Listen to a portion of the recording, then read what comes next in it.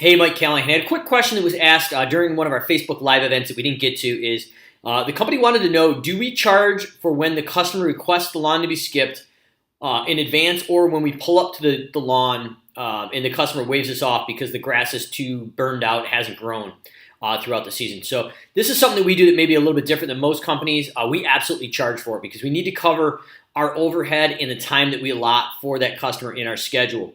This absolutely saved our tail this last summer. We had one of the worst droughts in history. So a lot of the competitors were either struggling to make payroll or going out of business. It wasn't a perfect scenario, but by charging 50% for every skipped mowing, it was able to cover our fixed costs and some of our variable costs and still leave some money in the bank and make a profit on those lawns that we weren't cutting. So if you're in the business to pay your employees, pay your bills, and run a successful business, absolutely, my opinion is charge for skip cuttings. We charge 50%.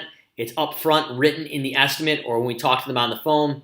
It's not something that's slipped in there. And if it's not within 24 hours, we charge the full mowing even if they want it to skip. So if we pull up to a lawn and like, yeah, don't cut it, it doesn't need it, that's fine, but we do charge them the full price because we've allotted that time in our schedule and the amount of money that's budgeted for it to do the job right the first time and spend time to do the job right. So the question was if we do, and we do charge 50%. It's something that we need to do, and it's saved our tail at least twice now in the last 23 years. So if you're looking at it, if you frame it right, you're upfront and honest about it, I don't see any reason why you can't, and you explain and overcome that sales objection is we don't overbook our schedule, and we allot a certain amount of time for the job to be done right each and every time we're there. And by not overbooking our schedule, we need to account for the slot that we're saving for you to do the job done right the first time. So any questions or comments, drop below. But we charge 50% if the consumer requests a skip, and if it's not within 24 hours.